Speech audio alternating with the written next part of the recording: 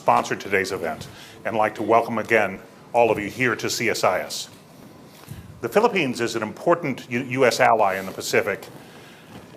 Additionally, it makes a major contribution to the conduct of the global maritime industry, as you'll hear today. We are delighted to host a visiting delegation to the United States from the Philippines, both elected officials and the private sector. Also attending this afternoon is the ambassador for the Philippines. We welcome you, Ambassador Crisia. Thank you for joining us.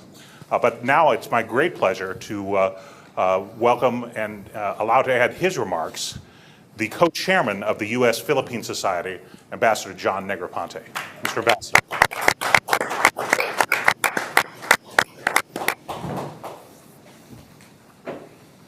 Welcome. Thanks. You bet.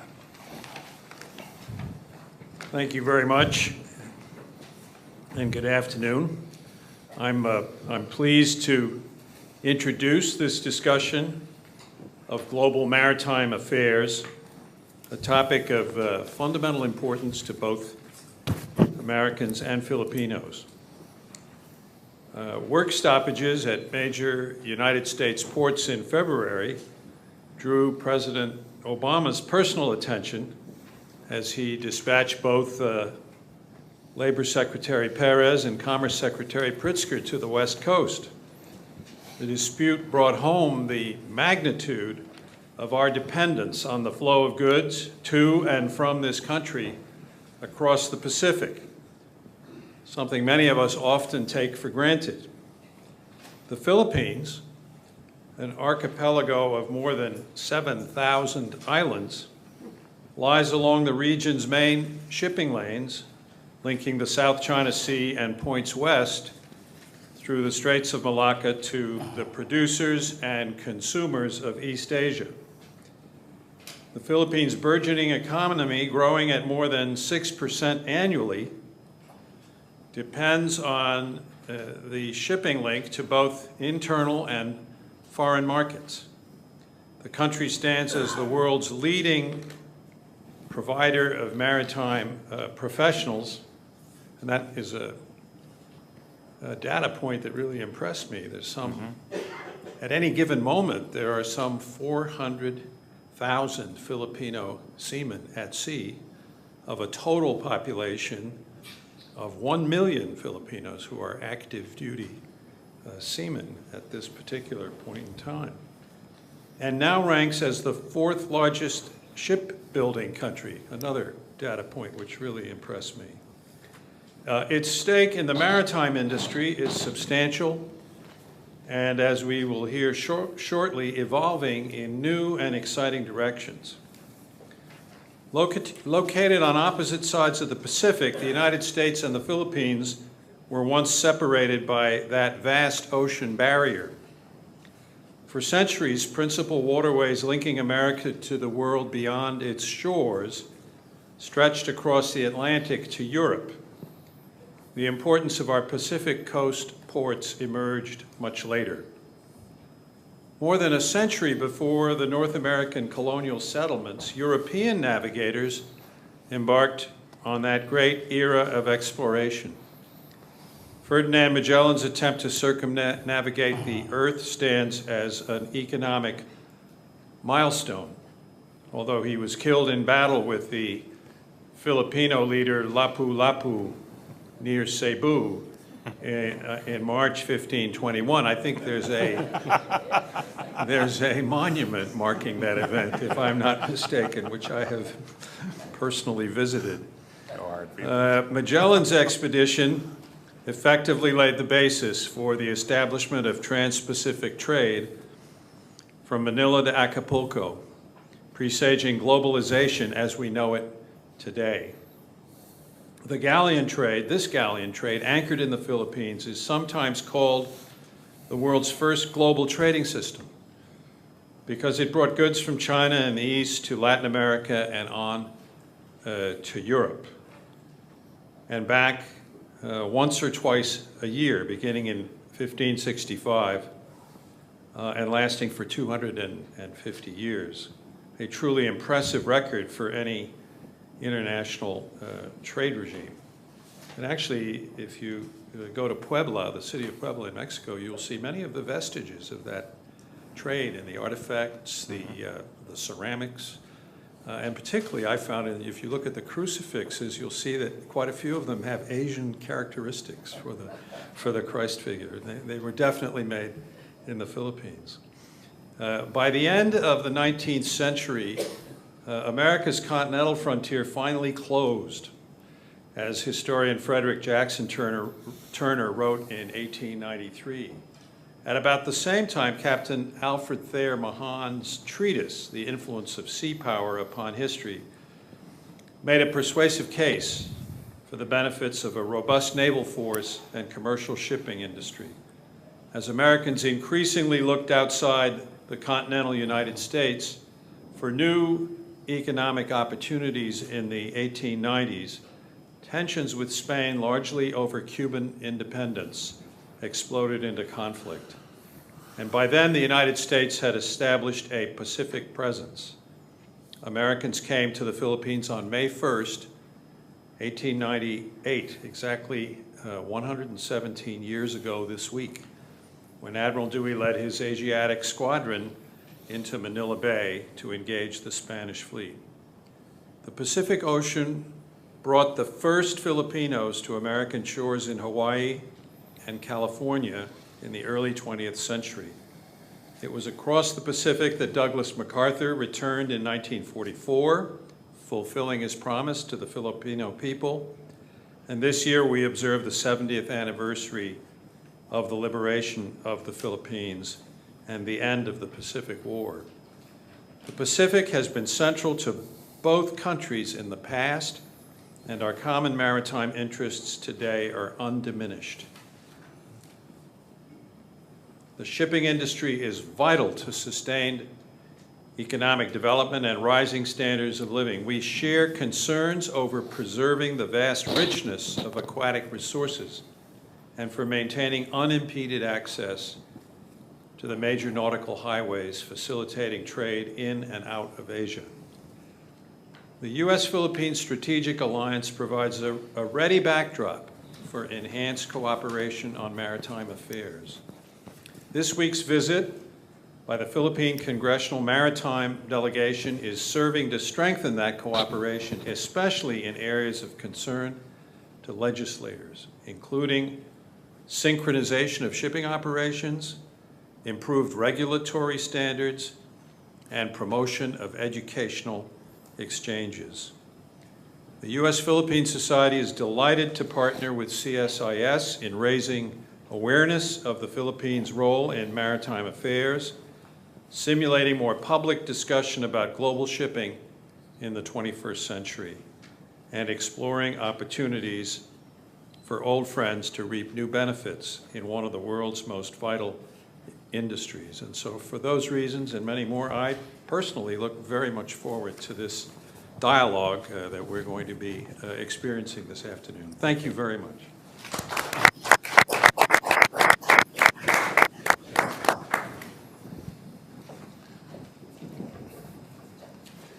Thank you, Mr. Ambassador. And we'd now like to begin the program with two presentations that will help guide our discussion as it goes along. First, let me welcome to the podium the leader of the Philippine Congressional Delegation, the Honorable Joselito or Jess Manalo. Congressman Manalo, please welcome.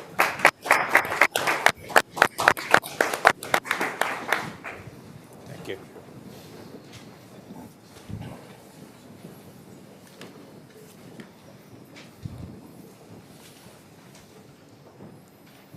Good afternoon to the officers and staff of the Center for Strategic International Studies and to all our distinguished guests gathered here today. A very pleasant afternoon to all of you, including my colleagues from the House of Representatives, Congressman Sarmiento, Congresswoman Garcia, and Congressman Jonathan de la Cruz. In a sense, this is historic to all of us. We'd like to be here again in the United States, because history would undeniably show that the Philippines and the United States have supported each other in diverse areas of mutual concerns. Today, we are very much thankful to the Center for hosting this conference. Your keen interest in the Philippines' contribution to global maritime affairs truly inspires us to work harder and help promote the seafaring as a tool for the advancement not only of the industry, but also of the other ancillary businesses and services reliant on it. We also express our gratitude to the U.S.-Philippine Society in helping organize this event. The establishment of the society is one of the many proofs of our long continuing friendship of these two nations. Truly, it is an honor for me to be here and would like to share our Maritime Party's unctuous endeavor as I am equally eager to learn from all your new ideas and proposed programs that can help initiate reforms for the industry I represent.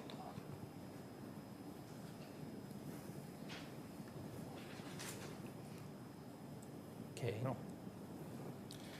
When our party list Angkla earned a seat in the House of Representatives in the Philippines in 2013, one of the most important responsibilities we assumed is to be the maritime voice in Congress. It was so important because very few know what the maritime industry was all about. It only speaks about seafarers boarding the sea, and yet they did not realize that 90% of world trade is run by the maritime industry. The 90% of world trade, which represents close to 18 trillion US dollars, is running the world trade. So that voice that was introduced in Congress was necessary to show our government, the policymakers, the significant role of this global maritime industry, principally run by the ships as well as the crew. Without the men and women of the maritime industry, vessels will not be able to sail, and goods will not be transported from one country to another. The incontrovertible consequence of this scenario is one detrimental to the economy of the world, because truly shipping moves 90% of world trade. In a book that I recently read, 90% of everything, if shipping would stop today, half of the world will freeze and half of the world will go hungry. So this is how important the industry is. The significant contribution of our seafarers to the socio-economic development of the Philippines is a confirmation of the magnitude of the seafaring industry. The central bank of our country records show that the seafaring industry remittances have been increasing. In 2014 alone, it amounted to close to 5.6 billion US dollars out of the 26 billion total overseas foreign workers that we have in our country. Clearly, these ever-increasing remittances comprise approximately 20% of the total remittances, notwithstanding the fact that our seafarers are only less than 5% of the total 10.5 million Filipino overseas workers all over the world. These remittances help boost the economic progress of several regions in our country. As we now serve to be the representative of the Philippine shipping sector, the big picture of the industry has been drawn, and its details carved through the legislative measures that have been introduced in the House of Representatives. We have advocated for the concerns of the industry in giving it the attention and importance needed to navigate it towards a future that will promote its continued growth. We are unrelenting in our efforts to find better ways to protect our seafarers. We are persistent in promoting that our industry will always be included in the national agenda of the Philippine government. It has been our mission to champion the rights of the stakeholders of the Philippine maritime industry by principally making their concerns and needs part of the political, economic, and social consciousness of a country and its people. And we are confident to say that we have, in many occasions, already succeeded in making the executive and legislative departments come together to push programs geared towards navigating the maritime sector in its rightful place and significance in the national and global arena. I am truly proud to say that our Filipino seafarers occupy a premier position in the international fleets. Records show that in the past 10 years, the demand for Filipinos to work on board foreign vessels has dramatically increased. Now the Filipinos comprise close to 30% of the market, and there are even foreign vessels that are manned by an all-Filipino crew.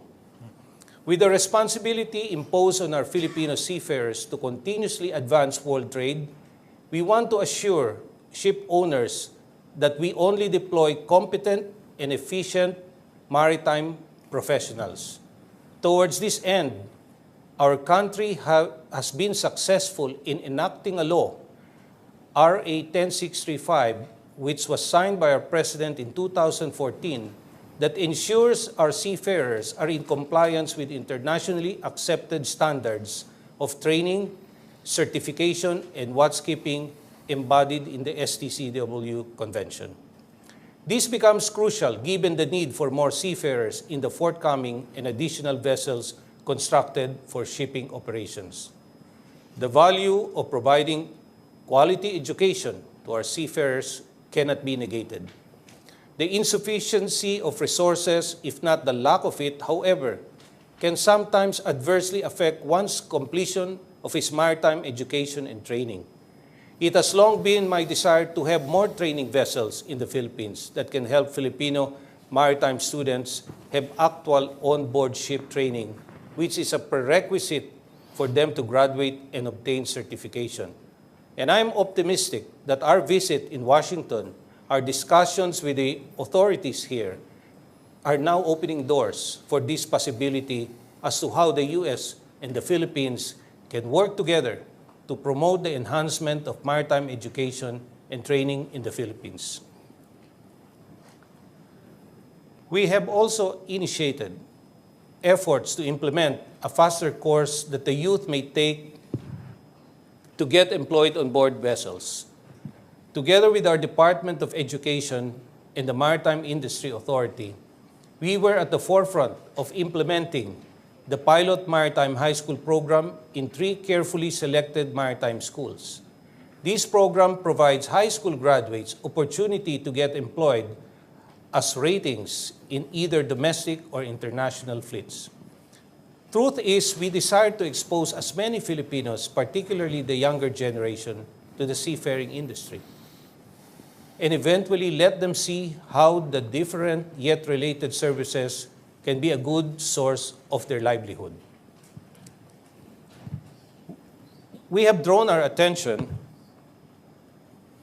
to the other maritime-related professionals, such as shipbuilding and repair. Thus, we have a bill pushing for the modernization of the practice of naval architecture in our country.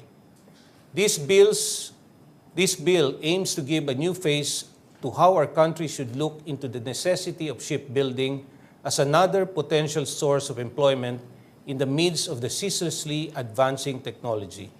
This bill was already approved in the lower house on 3rd reading. Part of the objectives, too, is the organization of a comprehensive and orderly ship registry system for the regulation of vessels carrying the flag state. This bill intends to align our laws, particularly to ship registry and enforcement of maritime claims, on limitations of liability with existing international conventions and standards. This measure is a means to push us to further develop the field of shipping other than being only a premier human resource provider to international fleets all over the world.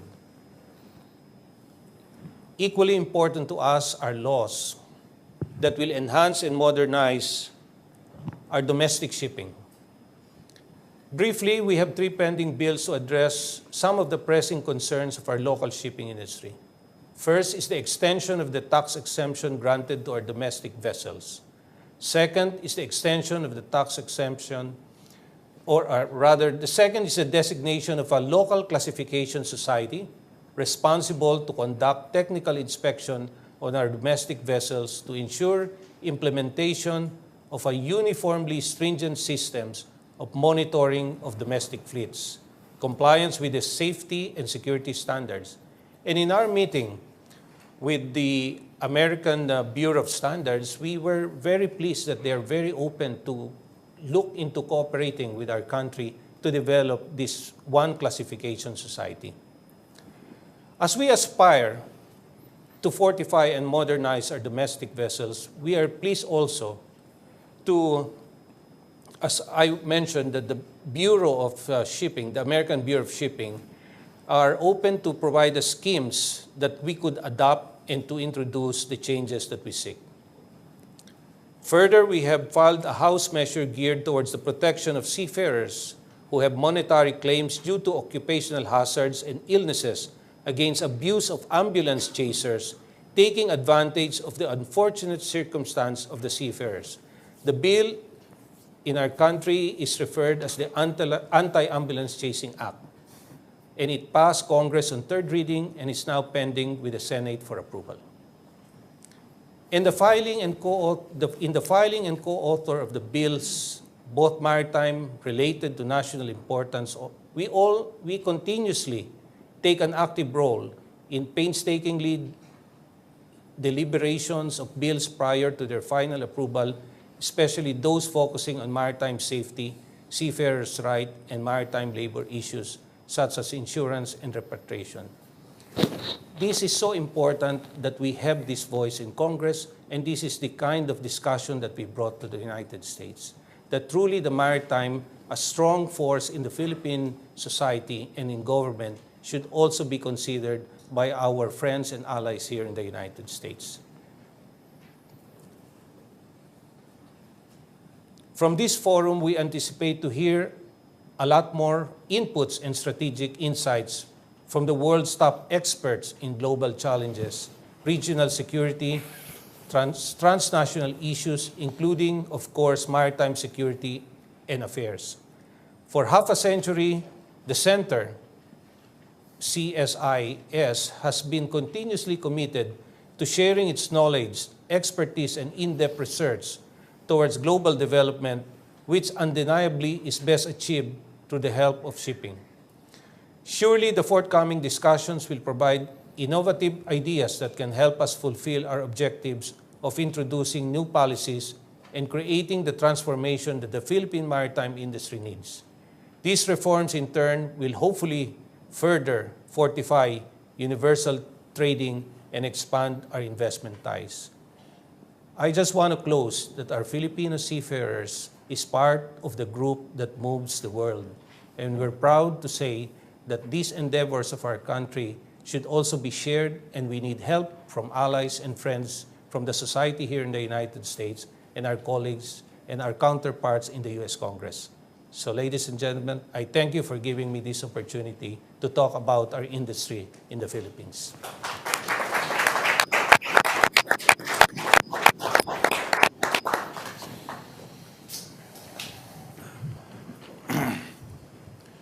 Thank you, Congressman. We're delighted your delegation is here in Washington.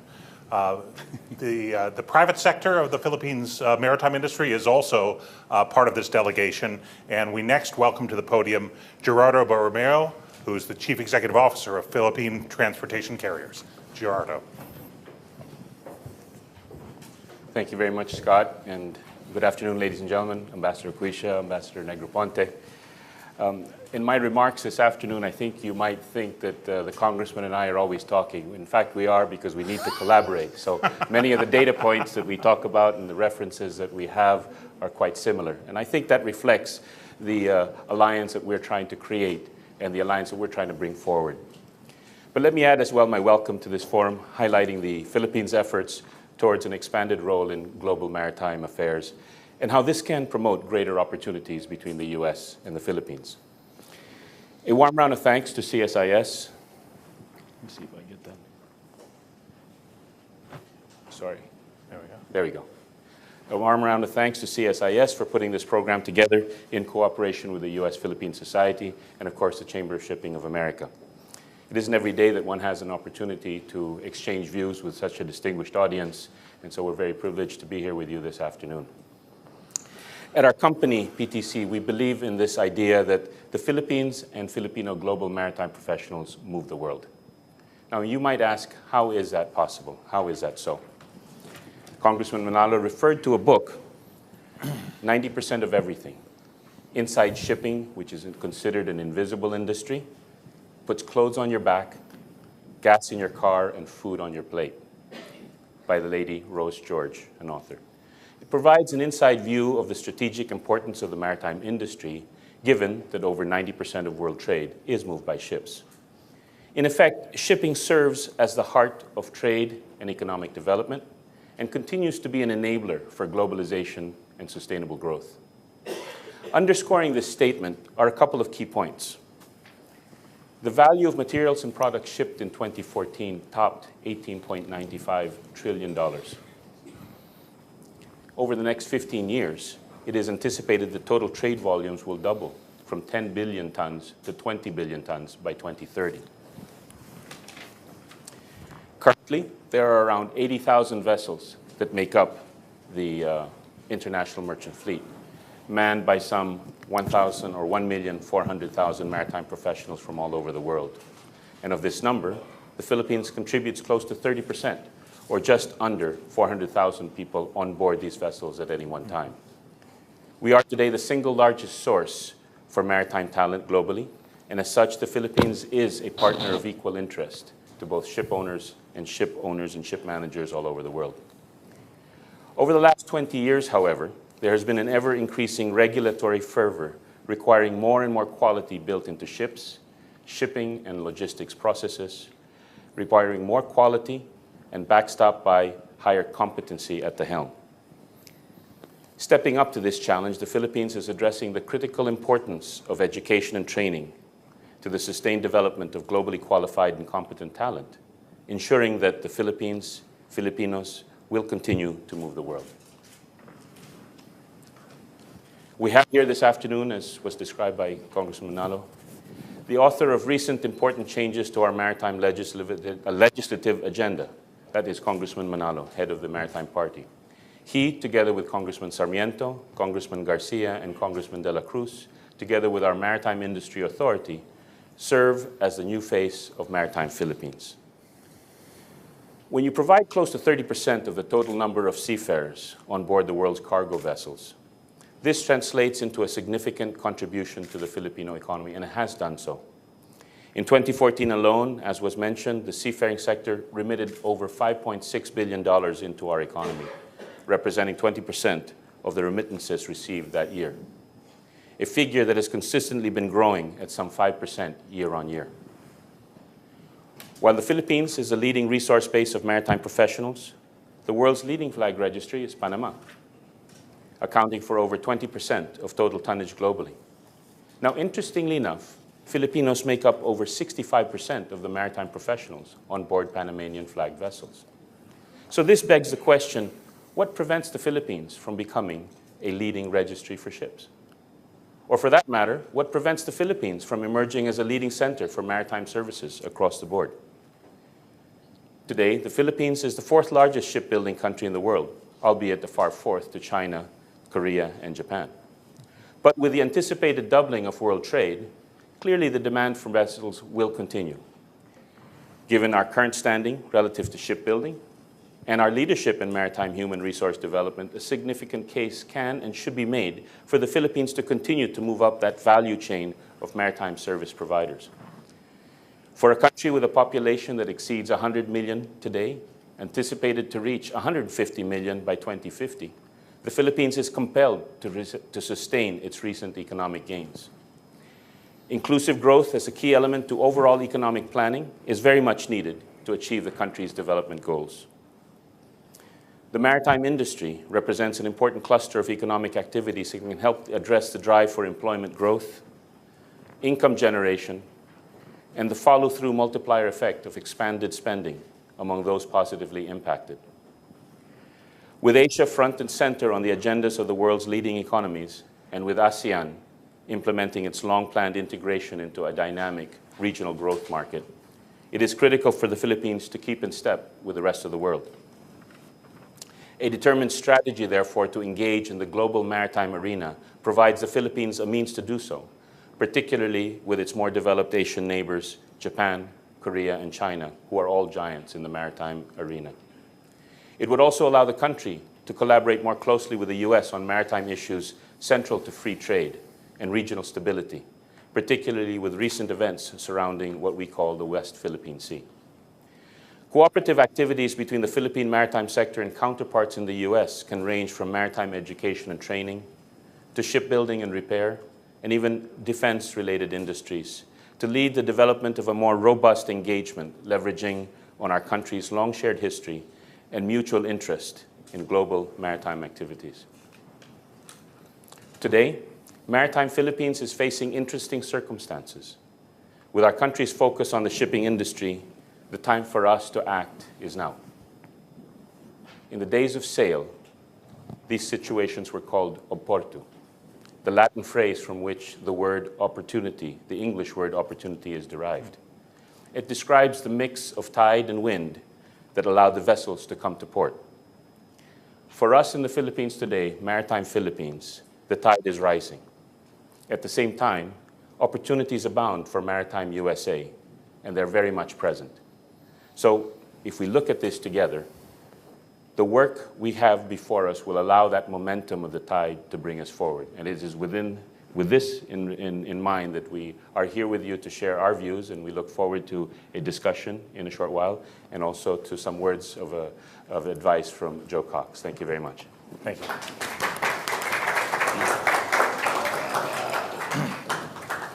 We're now joined by our third panelist, Joseph Cox, Chief Executive Officer of the Chamber of Shipping of You America. guys put me in the middle here. We'll let Joe split up the delegation here momentarily. But let me start our panel discussion by asking Joe for his perspective and observations based on what you've heard so far. Well, thank you, Scott, and ambassadors, welcome here, ladies and gentlemen. I'm sure that some of you, my friends sitting out there, are saying, why is Joe Cox sitting up there? And I can only say that they would share the question with my 4 immigrant grandparents who would say, how did you get there? And I would answer them by saying, good genetics. All right. But as to why I'm here, I think we can go back to the phrase, well, it's been used by all 3 of the previous speakers, including Ambassador Negroponte, and that is the 400,000 seafarers that are Filipinos that are on our vessels. And when I say our vessels, the Chamber of Shipping of America represents American companies that own, operate, and charter ships. We are very active and robust defenders of our Jones Act. We are also very active and robust defenders of the American presence in the international industry. And indeed, this is an international industry. And I just wrote a few notes about the 400,000 seafarers. I think that's slightly misleading, gentlemen, because the number of officers represented in the Filipino maritime engagement is not that large.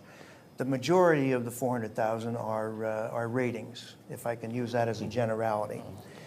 And if you say that, then suddenly this 400,000 becomes even more important, because if there are 80,000 vessels, and I'm just guessing at numbers, let's say 20,000 are just so close to various shores that they have their seafarers on board. So you have 60,000 vessels out there. Given the crew sizes, I think that we could look at about half of the world's ships are being manned by Filipino seafarers. And I think that's an even more telling statistic. Now, why am I here? I think many years ago I met Dito, well, not that many years ago, but your predecessor, Carlos Salinas, who is now, is he still the ambassador to Spain? Ambassador to Spain. Yeah. Carlos, I met him probably 35 years ago. We were at the International Labor Organization in Geneva, and we were debating various conventions which dealt with seafarers' work and their rights at work and their protections. And after a period of time, we, the ship owners, saw the opportunity to say, we are really wasting our time here dealing with international singular standards. So we said, why don't we have an overarching umbrella convention that deals with seafarers' working conditions, living conditions, and their basic rights?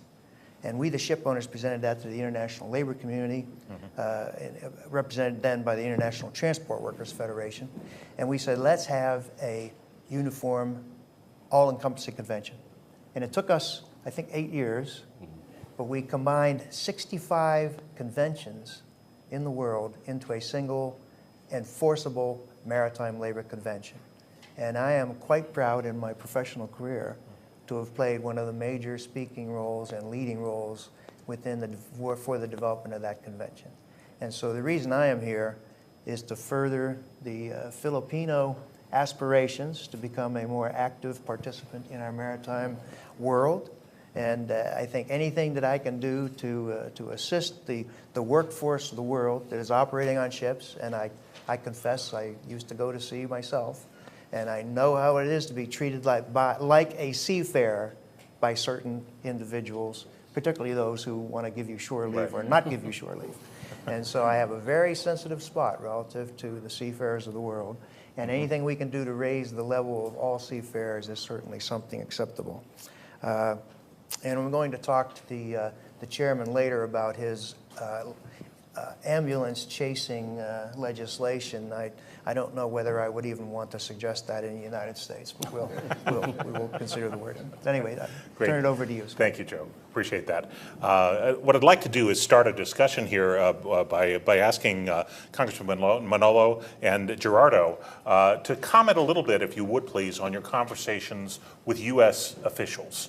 You're here, you're making what I think is a very compelling case for a partnership between the United States and the Philippines. And I think our audience would be interested to hear what kinds of things have you heard? What have you learned? Are there a couple of key reactions to your meetings this week that you'd like to share with the audience?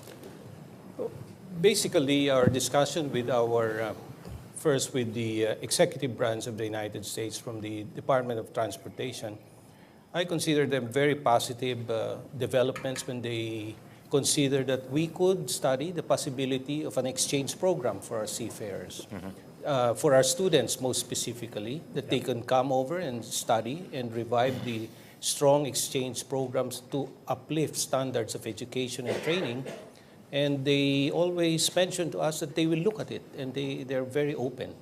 Secondly, when it comes to the standards of classification of vessels, they said that they're willing to look into it, and they'll ask their counterpart, the lawmakers also, if there are no restrictions. But from the lawmakers, from the people in Congress, we got a very much positive view, because we've talked to Congressman Salmon, and he said he will love to go to the Philippines. Great. And 3 of them said, yes, send the invitation, because truly we have probably not seen the value of ship repair and shipbuilding, the potential in our country. Yes. So those are things very positive to us, and for a few days of discussion and for a few minutes of meetings with them, this I would consider to be quite substantial already. That's great. Gerardo, any reactions? No, I'll echo what Congressman Manalo said. I think as far as the U.S. Maritime Administration is concerned, there is a recognition of the fact that the U.S. is a maritime nation, and that they do need to reach out to the rest of the world. And so the opportunity to exchange views and to establish cooperative programs with the Philippines is something definitely of interest. But when we were on Capitol Hill today, what we saw going through the halls of Congress was democracy in action. And you would see all of the little conferences going on. And it amazes me how all of the leaders within the Capitol Hill can actually focus on all of those ranges of topics. But when we stopped and talked about the Philippines and our interests, they focused in and they recognized that, yes, there is a need to actually build these bridges, just because world trade really depends on the maritime activity. So what we need to do is follow up with these initial discussions, and between the public sector and the private sector holding hands, working with our counterparts in the U.S., with the Chamber of Shipping of America, be able to establish focal points, whether it's in maritime education and training, whether it is in terms of cooperative shipbuilding activities or other maritime-related services. This is the opportunity for us to carry forward. You know, given the scale of Filipinos as professional staff of the shipping industry worldwide. When you first shared those figures with me, I was stunned by the sheer number of Filipinos working as professional mariners.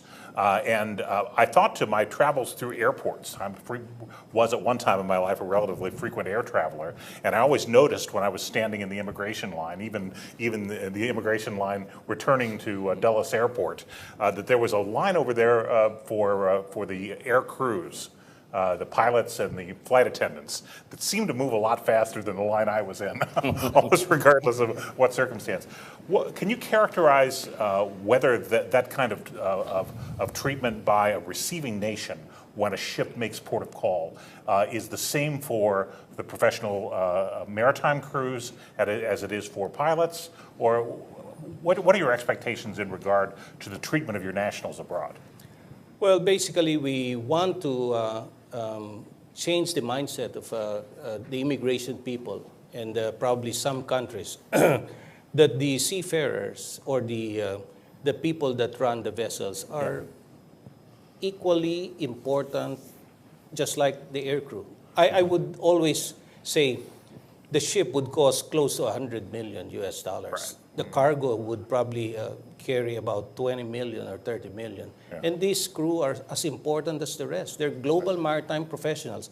In our country, we used to think that probably the seafarer may not possess the mind of an engineer or a lawyer, but right now the sophistication or the build of the vessel is so upgraded that you need very intelligent people, and these are the people that man. So I'm starting with our country, that in our country, I'm setting up the Seafarers Lounge. I want our seafarers that they will experience a business class lounge. And our country has agreed that they will give our seafarers that opportunity of being treated well. And in other countries, maybe a policy that can be opened where they can be given a card of an immediate access, just like the crew of the aircraft, of the airplane. So I think we're going there. The recognition as as Joe mentioned, the ILO is already recognizing. We have the ILO 185 that recognizes the standard card of all the seafarers. And once that's in place, you can have that card and you can go to any country in the world. Sure. And you can work anywhere. And it will be recognized because that's readable. So things are developing. And I believe that they will reach that level of equal importance to the rest of I would say transportation personnel, including comparable to the pilots and the rest of the industry. Great, thank you. Well, let me now turn to our audience. You've been very patient, and I hope that you, like I did, learned a lot about the Philippine maritime industry. I'd like to open to questions. Basically, 3 rules for questions here. First, please wait for the microphone because this is being live webcast and recorded, and no one will hear your question if you don't have the microphone. Second, when you get the microphone, please identify yourself and the organization you represent. And third, please make sure your question, as Alex Trebek would say, is in the form of a question. Thank you. With that, look for anyone from the audience with a question. Yes, sir.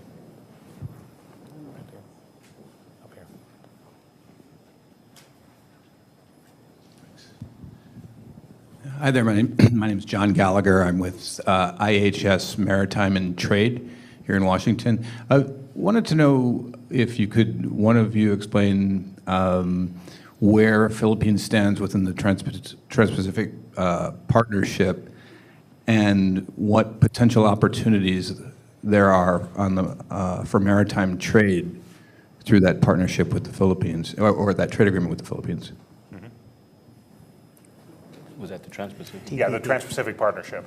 So, I mean, I can make the comment that that right now the Trans-Pacific Partnership is a 12-party agreement. All the members of all the negotiating parties are members of APEC, as is the Philippines. In fact, Philippines is the host of APEC this year. But I can't speak for the Philippine government. I believe there have been expressions of interest in joining the Trans-Pacific Partnership, but I can't go beyond that.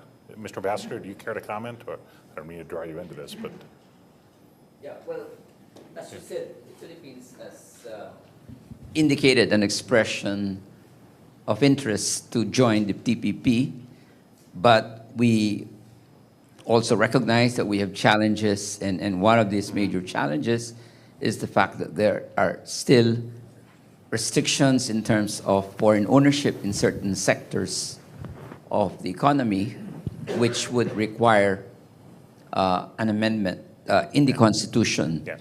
Congress is addressing that, and I think Congressman Manalo could talk about that. The Speaker of the House introduced a bill that would allow Congress to set the legislation instead of it being in the Constitution. But that's going to take time. I can't tell how long. But we are already undertaking informal, I wouldn't say negotiate, but informal discussions with various countries among the 12 that will be the original members of TPP. And we're hopeful that we could accede in the next round. When that will be, we don't know, but we are preparing for that.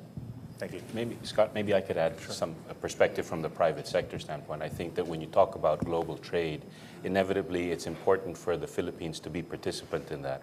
As to the rules of the game, I believe that continues to evolve, and we will participate in the best manner that the government feels that is proper. However, when you look at it from the perspective of shipping, shipping will only follow trade. We can only do so much, and you've got to be able to create the ground rules for which trade will facilitate itself.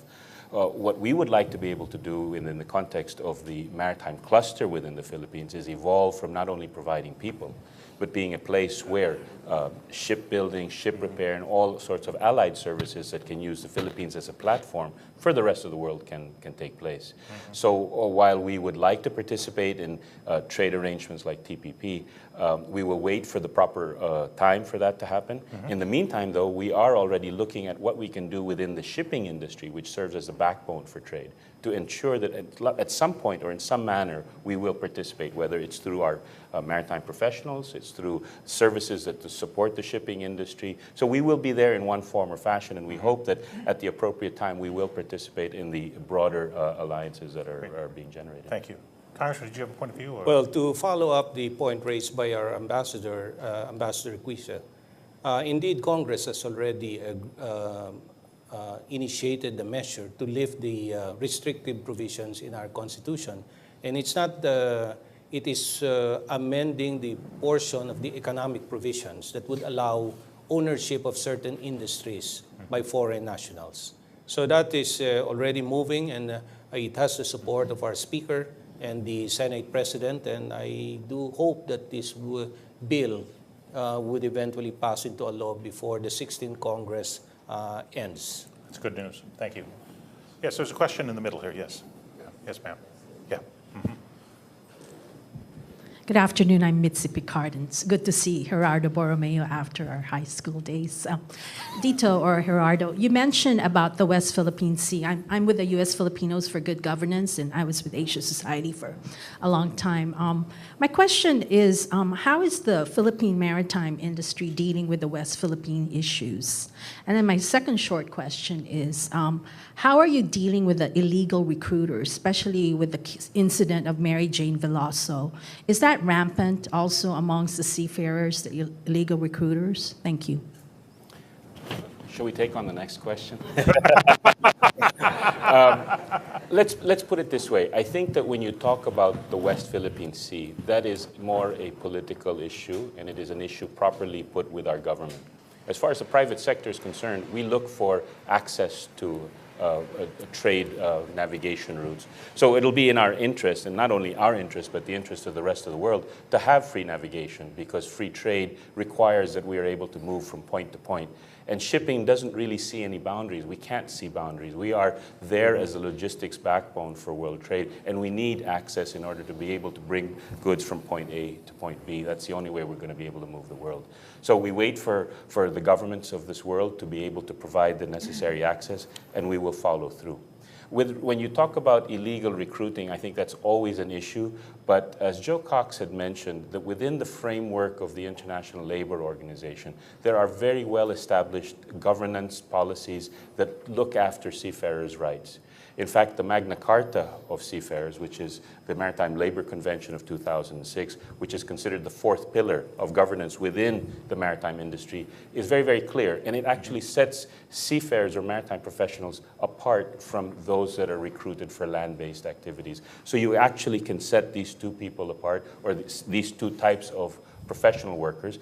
We're very well governed. The seafarers are very well protected, and in fact, I'd like to pass on the rest of that question, if I may, to Joe, because you can talk about how well protected seafarers are, and because of that whole governance structure and the fact that we have an employment administration within the Philippines, we're far ahead of most other countries in terms of protecting the interests of maritime professionals. Joe? Yeah, to carry it on, I was the spokesman for the ship owners in the Social Security area, which is where wages and that came into the discussion. And certainly illegal recruiting is something that's not just, it's endemic. It's not something centered just in the Philippines. It's around the world. And there's an aspect of the Maritime Labor Convention which puts responsibilities on the labor supplying countries. So they have to take certain steps and satisfy themselves that they are doing the right thing with respect to their seafarers. Concurrent with that obligation of the labor supplying country is the country who is hiring those seafarers has to ensure that their ship owner is ensuring that the labor supplying country is meeting its obligations. So there's a concurrent obligation on the shipping company, or the flag of the shipping company, to say we are checking up and making sure. And so we took a long time to make sure that there was that connection between those supplying and those who are hiring, to make sure that there was no, is it going to be perfect? I assure you, as I sit here, there are people who have thought processes that could get around it, right? But we did the best we could at the time. And if there are things that pop up down the road, there's an amendment process to the MLC, and I'm sure we meet yearly as a special tripartite committee to take a look at the abuses that could start to arise. So we haven't just taken care of the problem, we think we've set up a process whereby in the future we can continue to address problems as they arise. Let me take that point from Joe. The protection of the seafarers in our country is well covered by the ILO.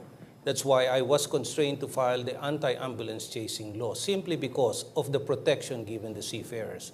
In the normal disability cases, if you're covered by the CBA or the International Convention, this disability amount is tremendous.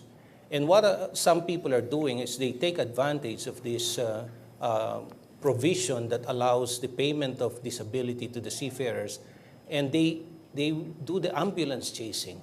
And it is immoral, to my mind, the moral concern of getting only 20 or 30% of that amount that would go to the person who was injured, and let these ambulance chasers get more. That's why I was prompted to file the bill, and I would make this ambulance chasing principle criminal in nature. And it has passed the third reading in our House, and it's now supported in the Senate, because we want the injury, the person who was injured, to get the full compensation, because that's what the insurance is all about. So that is the kind of protection that we want to put to our seafarers. And I think the House and the lower house and the Senate has seen that this is an industry that should be protected, and to be paid, those who were injured should be paid, and not those people who are trying to take advantage. So I'd like to take that up, because I'm very passionate when it comes to the protection of rights to our seafarers. And Chairman, if I can add to that, to put a sort of a monetary thing on, once a seafarer is injured on board a ship, the ship owner has a responsibility to put him back to where he was before he got injured. And so in the U.S. we call it maintenance and cure. Part of that maintenance and cure is his full pay. And so it's not a small matter. Yes. We're talking about the person's full pay, and somebody coming by and saying, I will take 20 or 30% of that.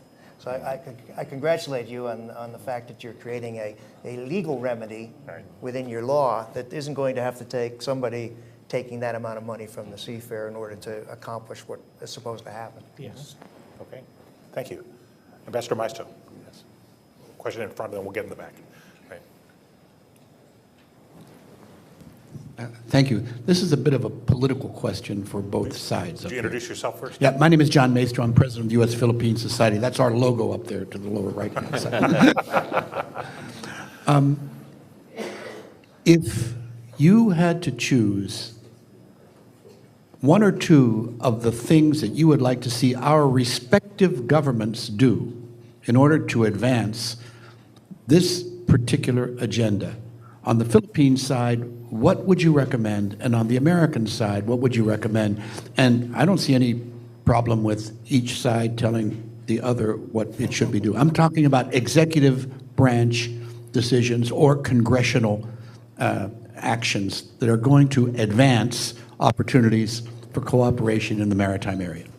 Can I take the lead Sure. on that, Scott? By all means. I think the essence of shipping has to be sustainability and safety. The sustainability and safety of shipping is dependent on the individuals that we put on board.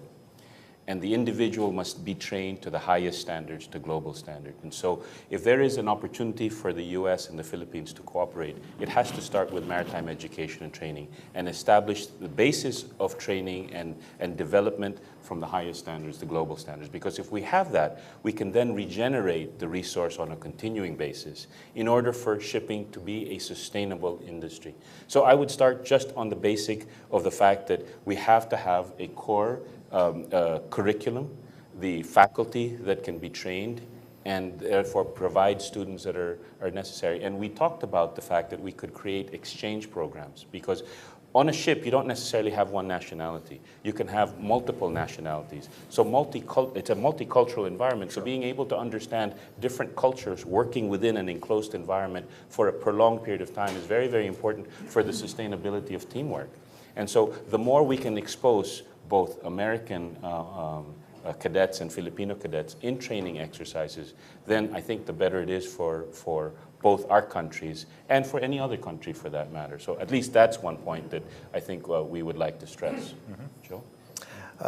Yes, I think when Tito and I were talking, and we've spent many an hour over in Geneva and in London talking about various things, but the fact that what could we offer, a question comes to my mind. I'm not going to ask the question, but that is, with 400,000 seafarers, what percent are officers?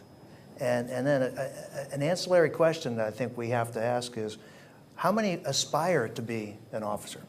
And so how do we create a process in your country where you can take advantage of those aspirations of truly talented young men and women to rise in the ranks? How do we do that? And tomorrow we're going to be visiting the Seafarers International Union training facility in Piney Point, Maryland. And I think they do an exceptional job at training ratings. But they also have an aspect of their training where they say, we recognize that some of you are going to go forward. And so they give them an initiation into that structural teaching that would be necessary to become an officer. And so I think I'm going to enjoy the reactions tomorrow to seeing their facility. And that's timely, because I think the pet project of Congressman Manalo is the Maritime High School. Well, let me put it this way, Joe. We have 91 schools in our country, maritime schools. And out of the 91 schools, only 8% become officers. So I went to the data. I went to the statistics. Why is this so? And it boils down to a very simple thing. These 91 schools, because of the law that was passed that I principally authored, we were able to reduce the schools to about 23. Because these 23 schools are the schools that have the training facilities and the training vessels that allows cadetship program. So what is needed, as what Joe is saying, how do we move our ratings to become officers, is the eventual production of students who will go through the process of a cadetship. Right. It's a training vessel that's so crucial to us. Yes. You need that in order to comply with STCW, that you need 1 year of cadetship program before you can take the exam and before you can become an officer. So we have identified the solution. Yes, we're producing a lot of ratings, but we need to find the balance of producing the ratings and the officers. If we produce enough officers and ratings, then that would eventually meet the supply and demand of international demands. But what we're saying is, without the officers, the Philippines will remain in that level, and that's what we're working, that eventually our ship, the graduates, should move towards becoming an officer. And we have developed 2 programs now because of this law. There's what you call the enhanced level course. In other words, if you want to be a rating, just study for 2 years. If you want to be a ship officer, study for 4 years and 1 year of cadetship program. So now you have the choice. So if we create another law that will move towards the ladderized education, that the seafarers of this rating can eventually move up to become officers, that would give an opportunity for our country who are actually underemployed or needs the employment to work for 2 or 3 years as rating and eventually move up, ladderize, and become officers. And I think that would produce the kind of good officer that we need because they're exposed to the sea. It's just like a soldier. Sure. You graduate from the best school, but you don't have combat experience, you will lack something. Right. So I think this program that we're doing, the Maritime High School, the enhanced level course, because of the law that was passed in our country, we can assure our friends, our colleagues in the shipping industry that we're going to produce good people. And that would achieve some of Gerardo's goal of sustainability. At the first level. Yes. Beyond that, then there's the ship. Yeah. What can we do with the ship in terms of managing the ship? There are all sorts of ancillary services where we can manage the ship, whether it's on board, the technical management, or support services that go around the ship. And so again, the Philippines can serve as a platform because we can be the back office for many of the services that are used to support shipping operations. And again, that is an area of cooperation between our 2 countries. But while you talk about the ship itself, we can do a lot in terms of the repair of the ship, and even the ship, the building of a ship. I mean, I mentioned the fact that we're the 4th largest shipbuilding country today, although a far 4th to Japan, which is in 3rd place. But with an interest, say, for example, to utilize the lower cost platform of the Philippines, we can build ships, we can also repair ships. So ships that are trading in the Asian region, and you will see more and more of that happen as the nucleus or the nexus of trade comes to Asia, then we become a central point, a hub for this type of activities. And again, there are industries within the U.S. where they can collaborate with Filipino partners to be able to create that sort of platform within the Philippines. So there are various stages between looking at the ship, looking at the people who run the ship, and even the handling of cargo where the Philippines and the U.S. can cooperate on various fronts. And I think this is the kind of maritime cluster that we're trying to create, and an opportunity to discuss the rules of engagement when you talk of global maritime affairs. Sure. Thank you. There's been a lady in the back who's been very patient, yes, in the green suit. Yes. Hi, my name is Beth Wong with the Governor's Commission on Asian Pacific and another organization, the Alpha Phi Omega District of Columbia. My question to the panel, one is that Congressman Manalo, I'm glad you're there because I have a brother who's a graduate of the PMMA, Philippine Merchant Marine Academy. And so my family, I live in Subic. There are 2 shipyards there. And so I am in this industry. My question to you, you mentioned about benefits, monetary claim. Is there a set-aside funds by the government for those seafarers who became a hostage related to piracy? Well,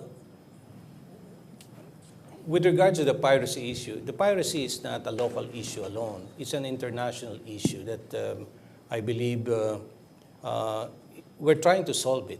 And the only fund available from the Philippines is providing what you call the repatriation.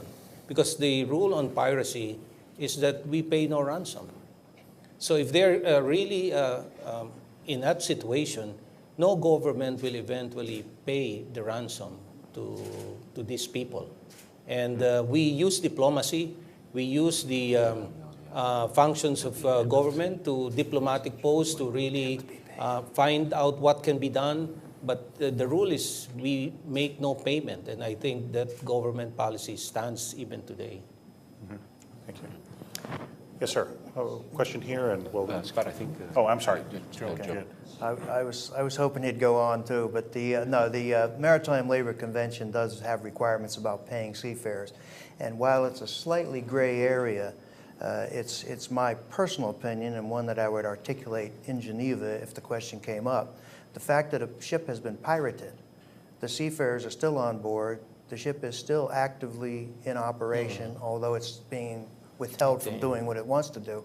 So in my experience, most ship owners have continued paying the seafarers until such time as there's a resolution of the piracy.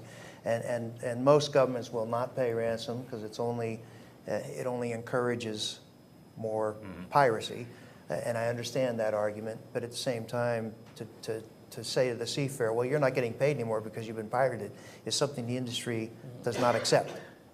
So the continuing payment of the seafarers and allotments going home to their families, in my experience, has continued. Now, there may be ships where that did not happen.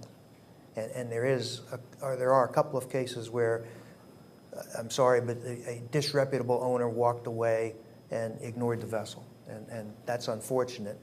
But at the same time, the MLC does have provisions that would handle that, and it's up to the flag state then to take over the responsibility.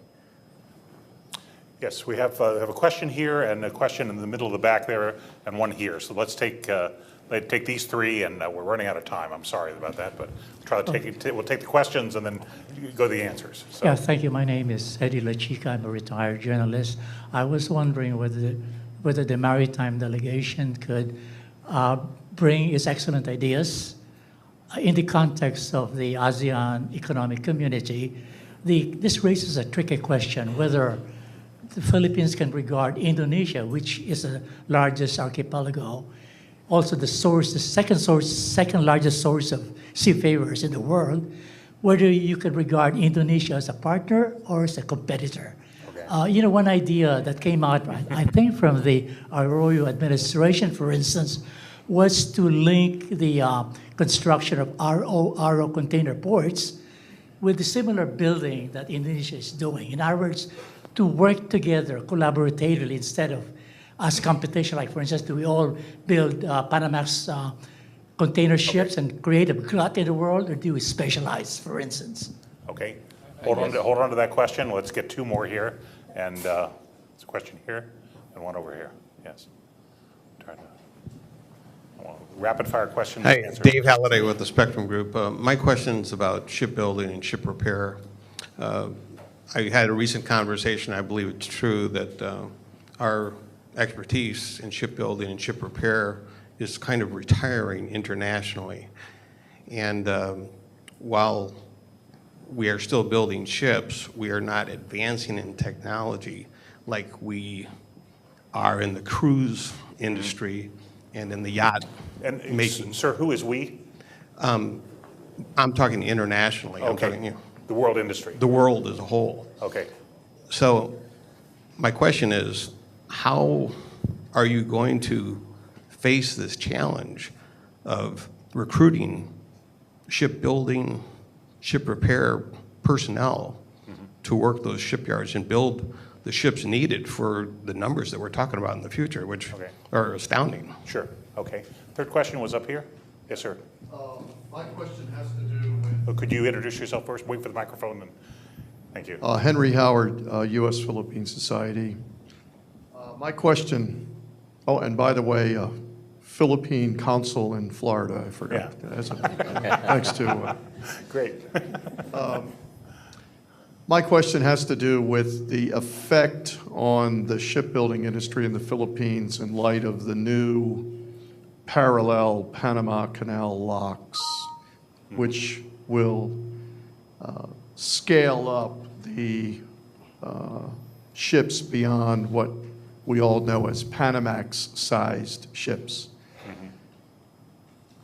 Can you scale up the shipbuilding facilities to accommodate the construction of these larger post-Panamax ships?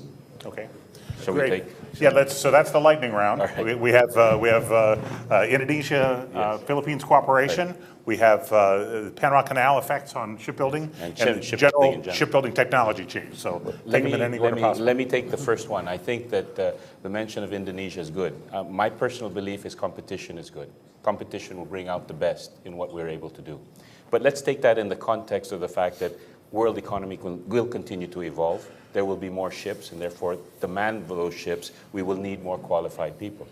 Now, because we are all moving towards a higher global standard, then it will be the market that will decide who among the people, who among the countries will be able to provide that. And I'm very confident with the support of the government, with the continuing interest of various ship owners in the Philippines, that we will be able to continue to produce the kind of seafarers, maritime professionals, not only as ratings, but really as officers.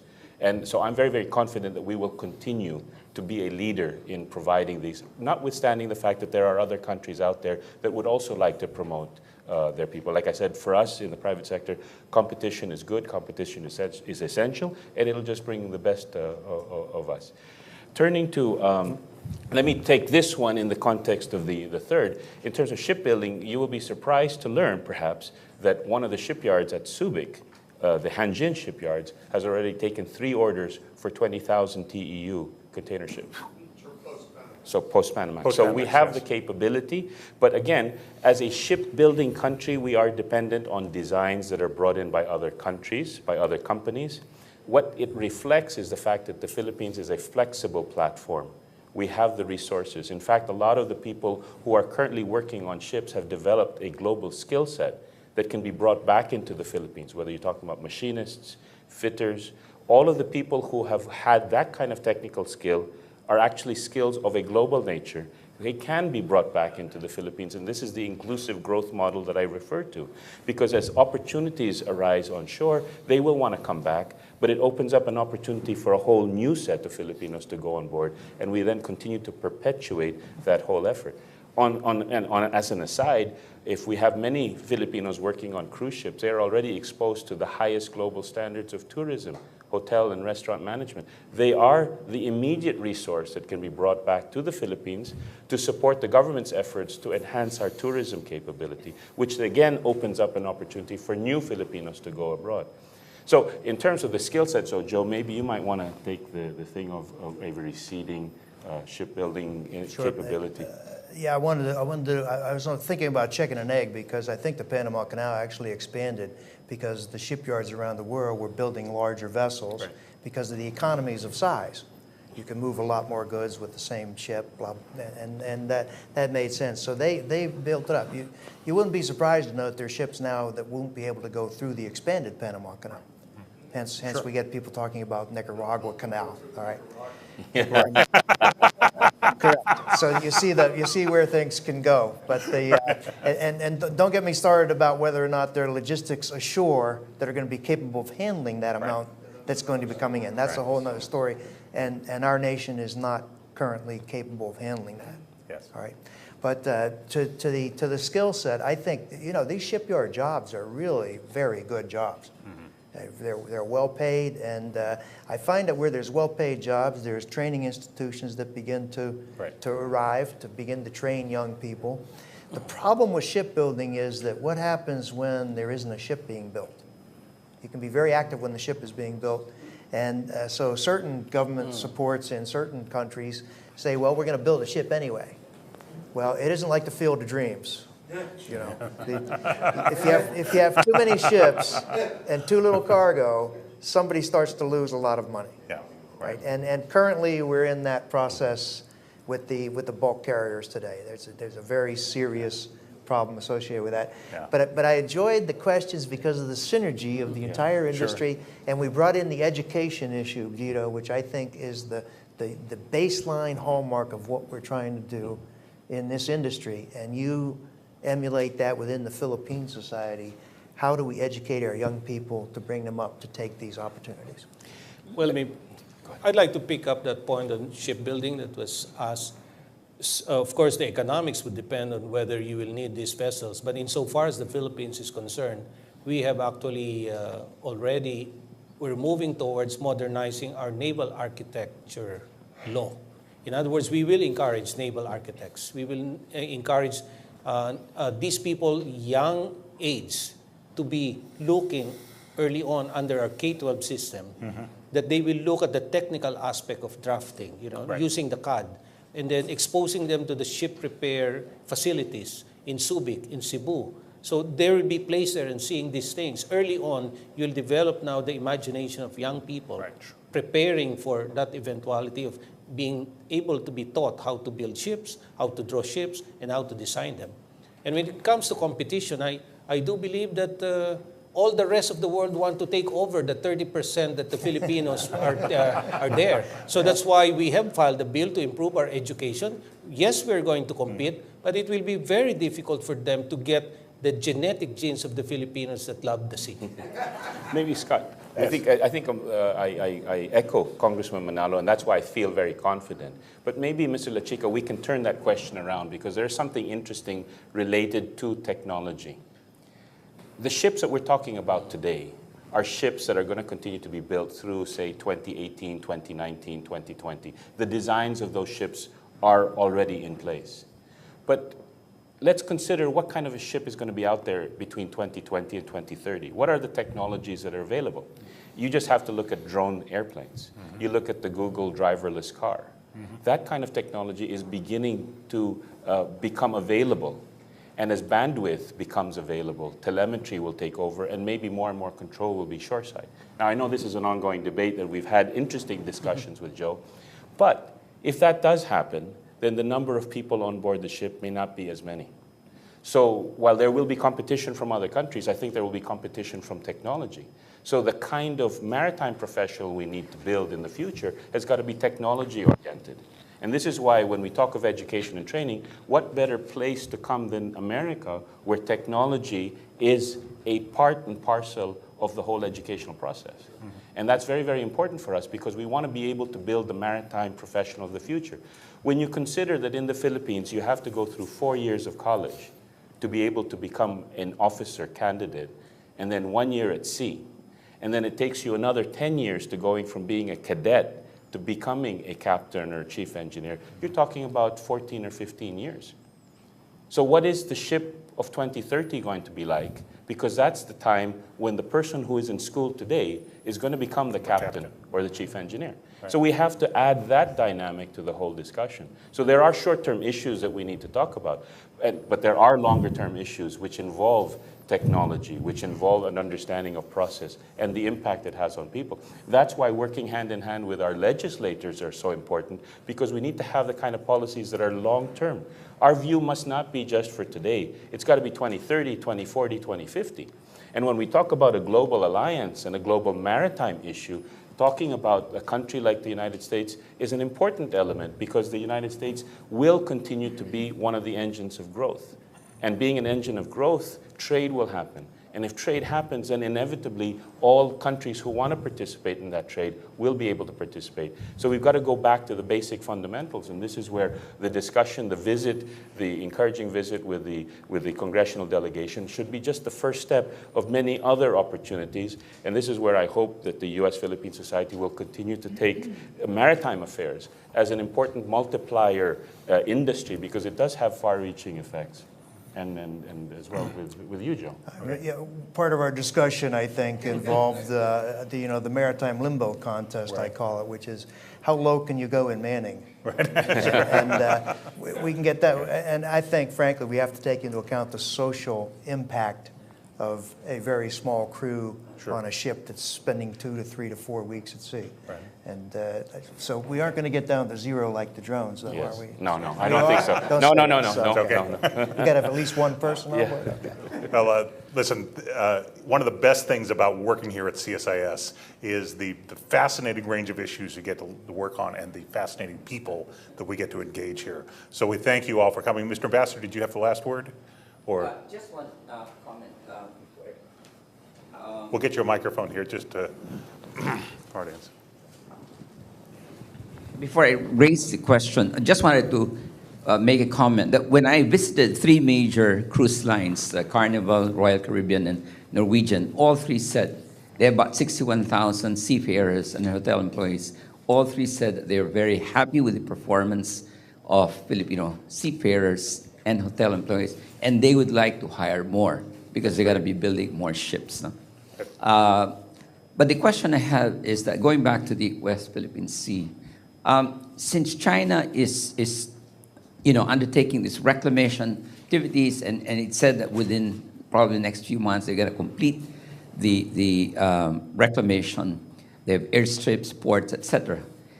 Once China deploys military and civilian personnel in these features, the question is, would that not imperil the principles that the U.S. has been advocating, which is the principle of freedom of navigation and unimpeded lawful commerce?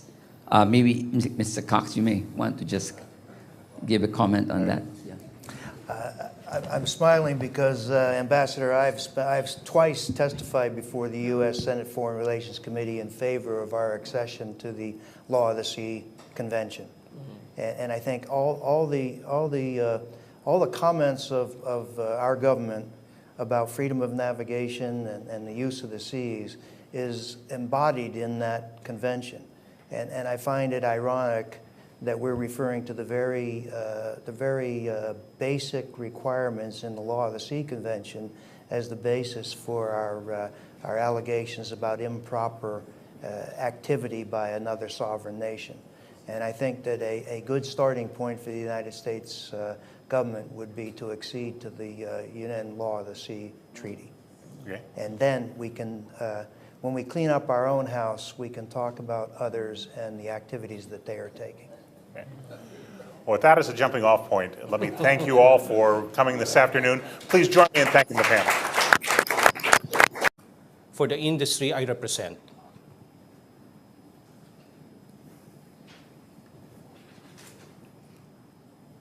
okay.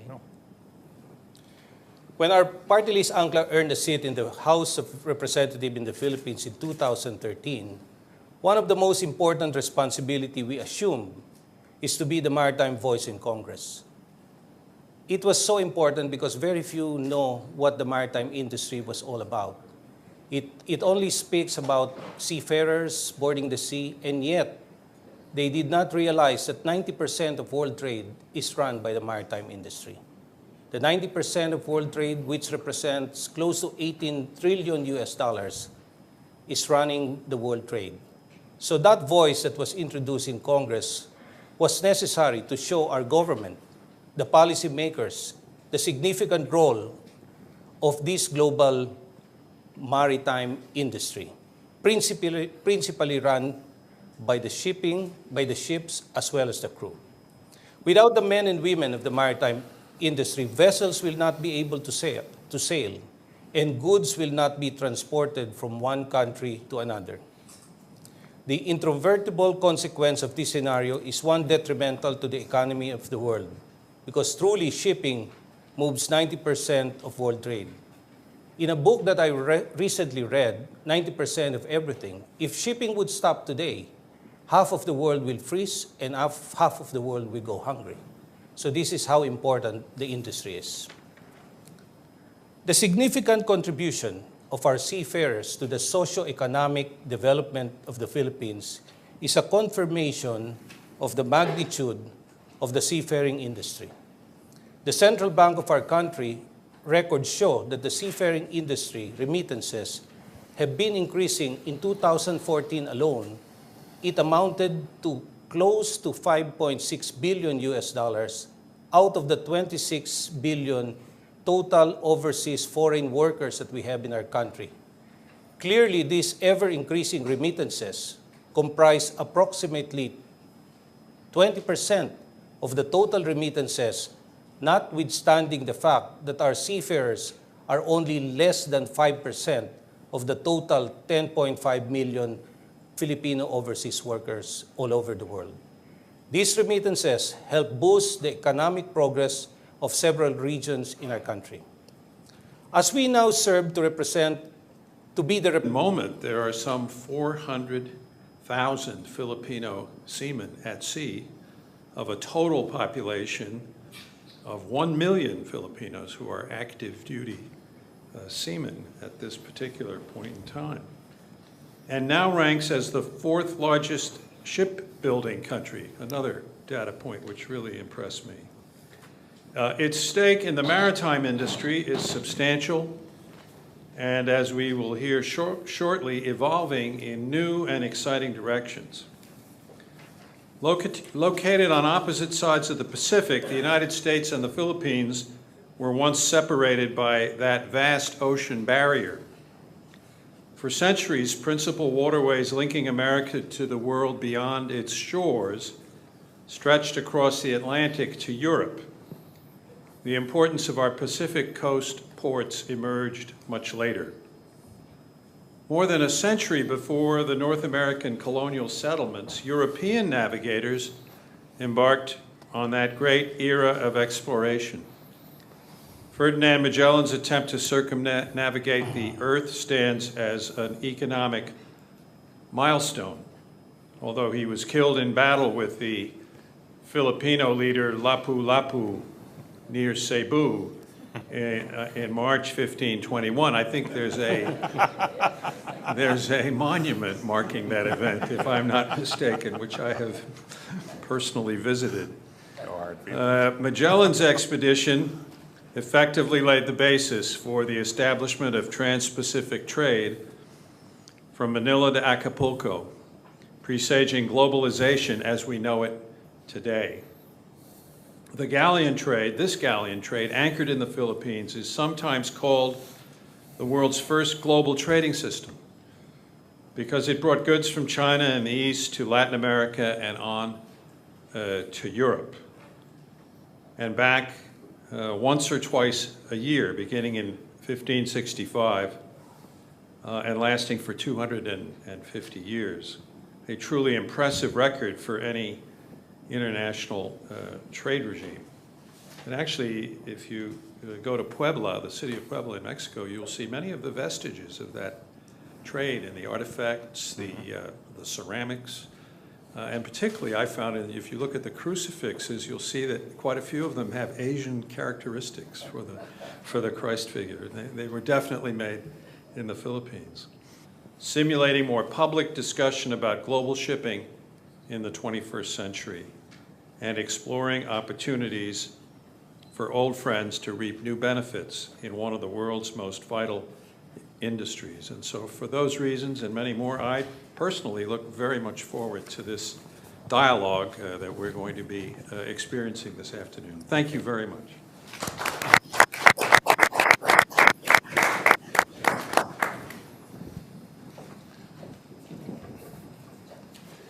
Thank you, Mr. Ambassador. And we'd now like to begin the program with two presentations that will help guide our discussion as it goes along. First, let me welcome to the podium the leader of the Philippine Congressional Delegation, the Honorable Joselito or Jess Manalo. Congressman Manalo, please welcome.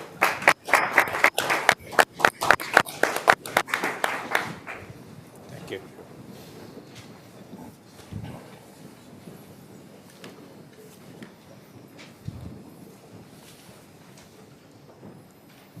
Good afternoon to the officers and staff of the Center for Strategic International Studies and to all our distinguished guests gathered here today.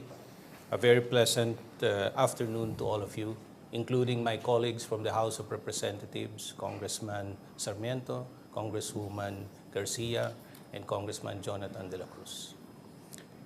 In a sense, this is historic to all of us. We'd like to be here again in the United States because history would undeniably show that the Philippines and the United States have supported each other in diverse areas of mutual concerns. Today, we are very much thankful to the Center for hosting this conference. Your keen interest in the Philippines' contribution to global maritime affairs truly inspires us to work harder and help promote the seafaring as a tool for the advancement not only of the industry, but also of the other ancillary businesses and services reliant on it. We also express our gratitude to the U.S.-Philippine Society in helping organize this event. The establishment of the Society is one of the many proofs of our long continuing friendship of these two nations.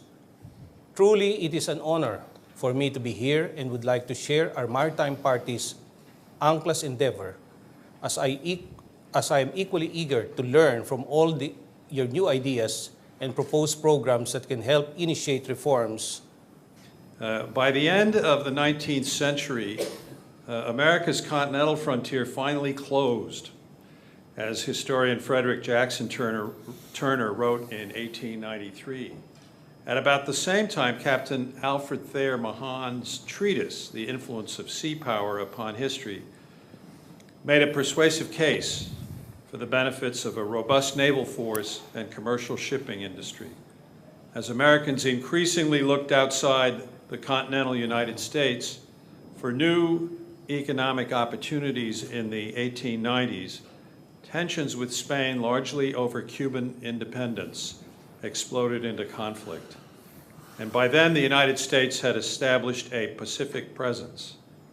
Americans came to the Philippines on May 1st, 1898, exactly 117 years ago this week, when Admiral Dewey led his Asiatic squadron into Manila Bay to engage the Spanish fleet.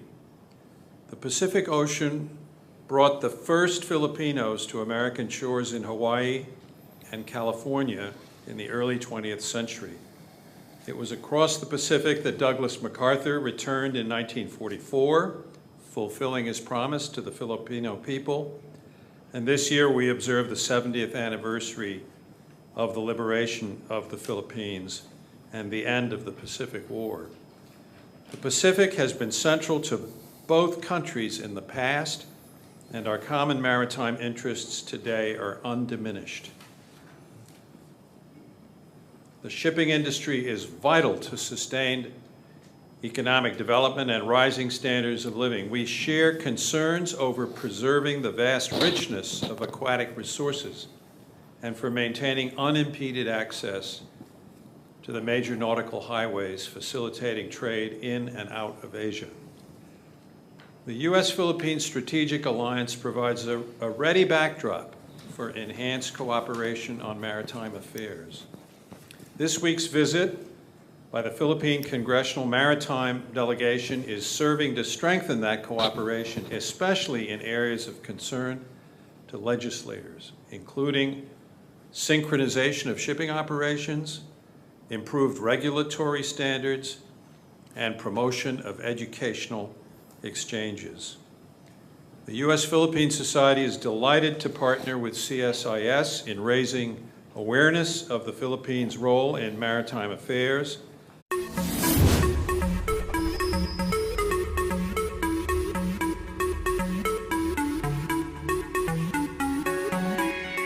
Sponsored today's event, and I'd like to welcome again all of you here to CSIS.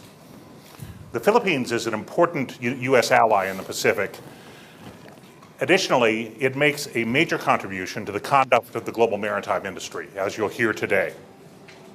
We are delighted to host a visiting delegation to the United States from the Philippines, both elected officials and the private sector. Also attending this afternoon is the ambassador for the Philippines. We welcome you, Ambassador Crisia. Thank you for joining us. But now it's my great pleasure to welcome and allow to add his remarks the co-chairman of the U.S.-Philippine Society, Ambassador John Negroponte. Mr. Ambassador.